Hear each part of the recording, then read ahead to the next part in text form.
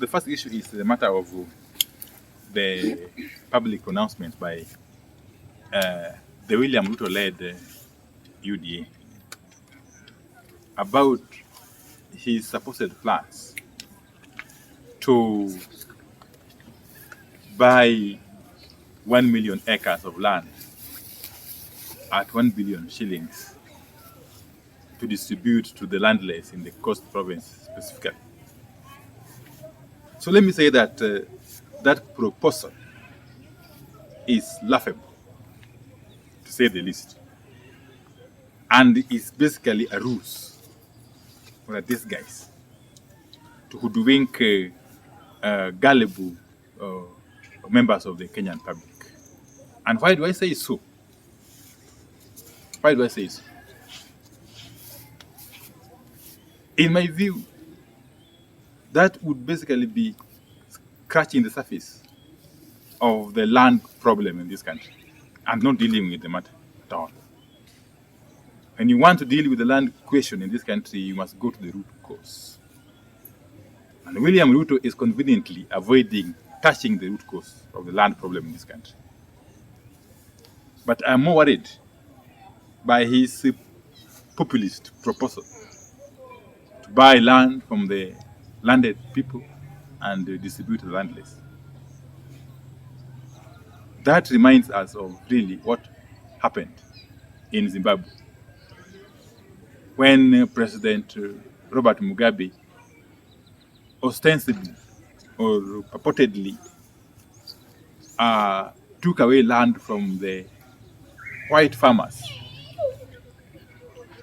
with a view to issuing it out to the war veterans or the liberation veterans.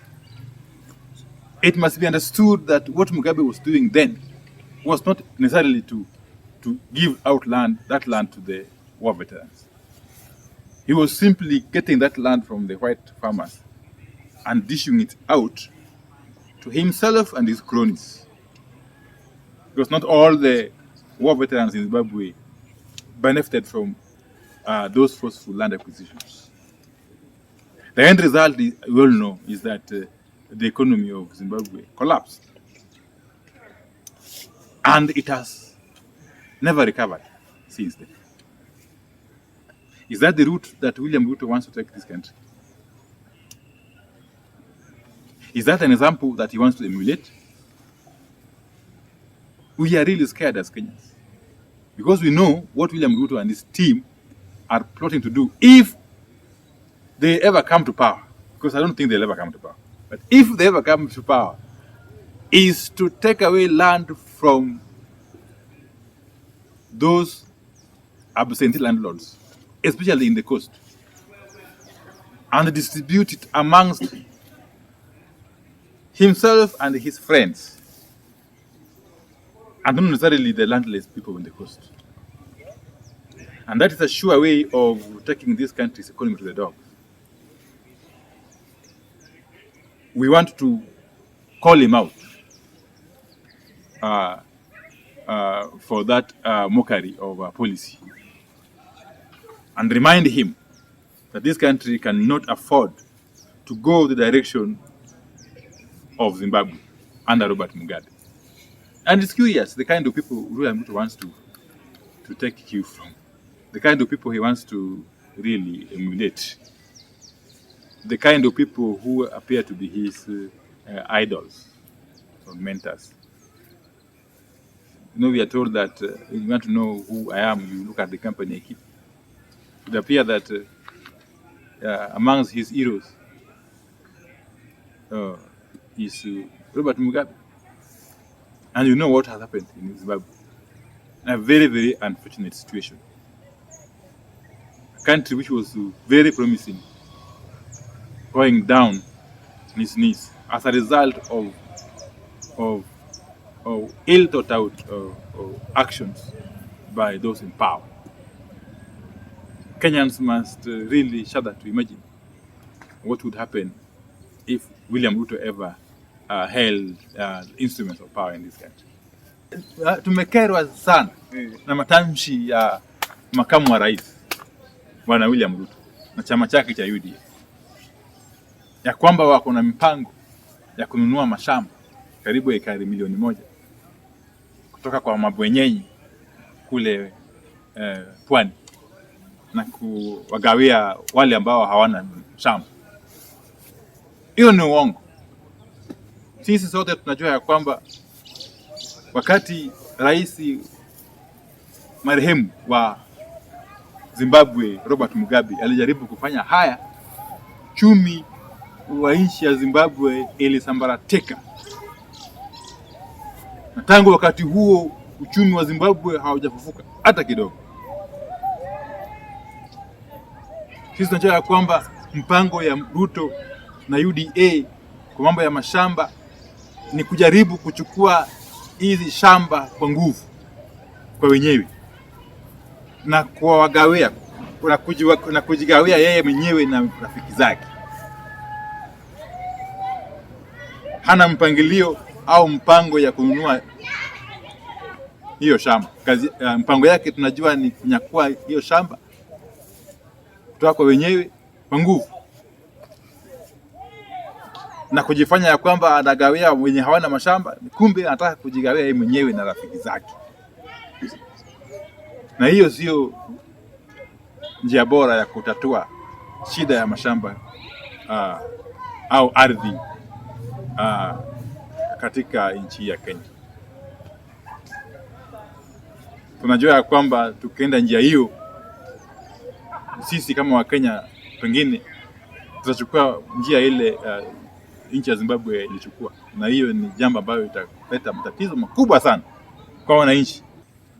That issue, that proposal on land question is a clear example of what can go wrong in this country under William Ruto led administration, which we, of course, we are happy will never happen, because I don't see Kenyans giving him that mandate. Secondly is the issue of William Ruto and his UDA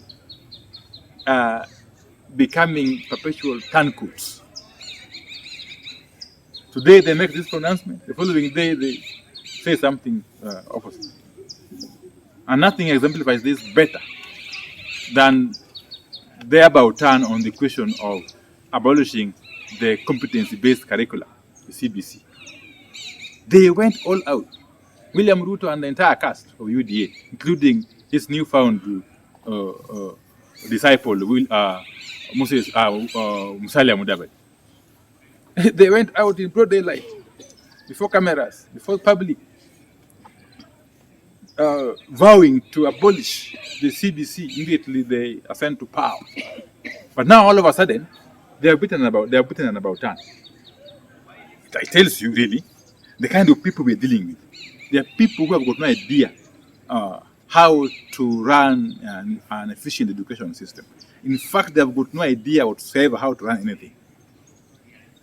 If a critical sector such as education can be managed in the manner they are projecting, you must be really worried. The next thing will be transport sector. Next thing will be agriculture. Another thing will be defense, will be security, will be health. So they have got no idea whatsoever. They are lost completely. They are lost completely. If on an issue as vital as curriculum of education, you are not sure what you really want or what you think is good for the country, then what are you sure of really? Bwana William Ruto and your team. So don't waste Kenyans' time. Even the so-called manifesto you are promising to, we know you are trying to launch on the 30th of this month, will be nothing. Nothing. Apart from basically a rejection of what has been written in the past by people elsewhere. Because there's nothing you believe in. There's nothing really you stand for. So there's no policy pronouncement you can make which Kenyans can trust or believe in. You are a total disappointment to the Kenyan public, especially the youth, whom you continue to mislead all this time. That you're not even sure what education system is good for the youth. That you have been banking on all these years, running around like headless chicken. You are not sure what education system best suits their interests. So what are you talking about, Bwana Ruto? Kama hujui kwa hakika ni mfumo aina gani ya elimu ambayo inafaa watoto wa Kenya hii, hasa ni kitu gani wewe unajua? Wewe ni mtu ambaye anabadilika kila siku. Leo useme hii, kesho yake ubadilike useme kitu kingine. Wewe ni mtu ya kubadilika kila wakati kama saa. Hauna msimamo hata kidogo. Unazidi unaendelea kudanganya Wakenya ati una mpangilio na Wakenya, kumbe hauna mpangilio hata kidogo. You keep on fumbling like somebody who is totally lost. Now, third issue is the issue of the port of Mombasa. Another area where William Ruto has been caught flat-footed. What happened? When did William Ruto, the soul, convert into a Paul? Where did he see the light on his road to Damascus? Because he was sitting in the cabinet. When all these policies to do with the SGR, the Naivasha facility, and so on and so forth were being formulated. He was seated in the cabinet, not just as a cabinet member, but as the principal assistant to the president. He cannot turn around and start lamenting about the policy issues that were approved under his own watch as the president's principal assistant. Now, this idea of him saying he will turn port activities to Mombasa the following day once he is given a mandate is a total joke. It's nonsensical.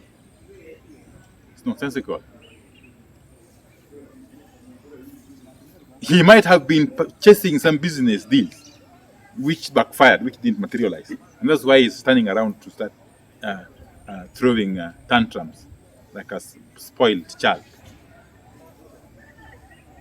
He seems not to be clear in his mind what is good for the coast people and how best we should run the vital facility or installation in the name of the Kenya port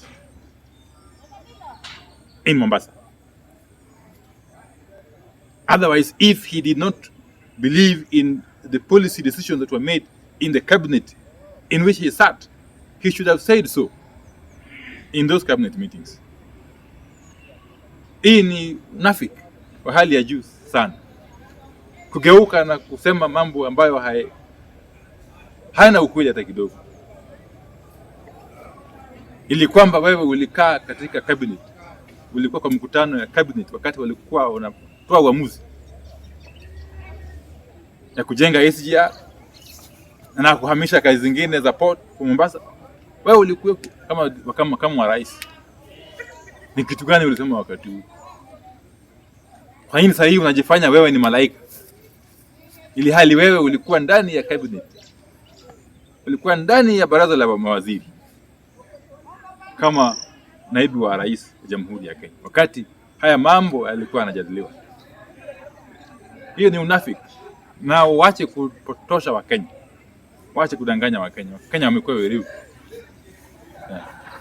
Mambo vipi wana Mutembei TV. Leo ni siku moja amazing, ni siku moja kubwa sana. Nimetembea maeneo fulani amazing sana na na feel niko blessed sana siku ya leo kukuwa na bwana CEO mwenyewe. Yes. Wana Mutembei, msiondoke mlipo, hakisha kwamba unaangalia video hadi mwisho kwa sababu leo tumewaletea vitu moja mzuri sana, vitu legit. Bwana CEO. Yes, nimefurahi sana kuwa nawe karibu leo. Asante Mutembei, nimefurahia pia. Yes, unajua mara mingi nakusikia tu na sijai pata nafasi ya kupatana na wewe. Sasa leo na feel niko blessed sana kupatana na wewe. Maybe tukianza tu introduce, kuambia wa viewers wewe ni nani na labda ni kwa nini tuko na wewe leo siku hapa. Leo hapa.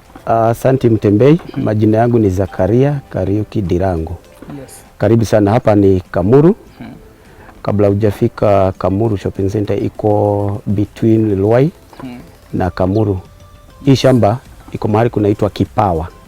100 meter kutoka Kangundo Road. Umejionea wewe mwenyewe.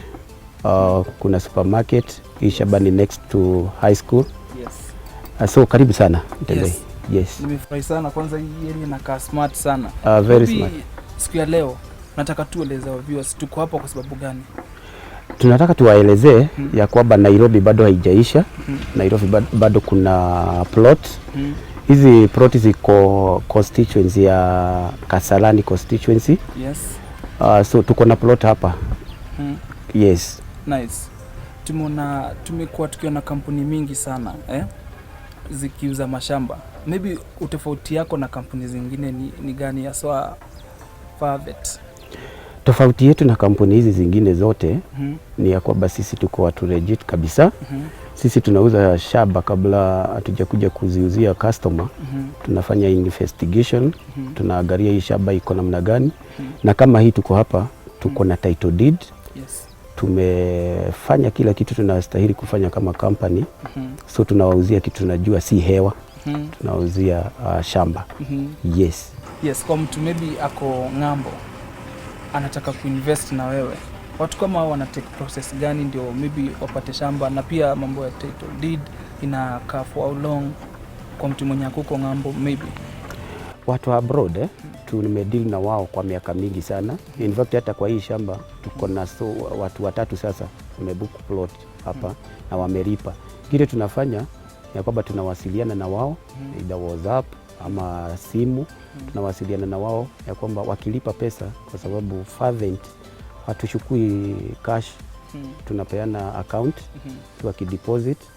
Alafu sasa tunaandikania sale agreement. Yes. Alafu documentation zake tunawasiliana naye vile angetaka kuzipata. Kuna huyu mtu dream yake ni kupata nyumba na aswa na Farvet, na lakini ana pesa kidogo tu na kuna hiyo dream. Wewe kama bwana CEO, mtu kama huyo unamwelezaje? Afanyaje ili invest na wewe? Sisi tumeangalia kila mtu. Kuna wale hawana pesa, so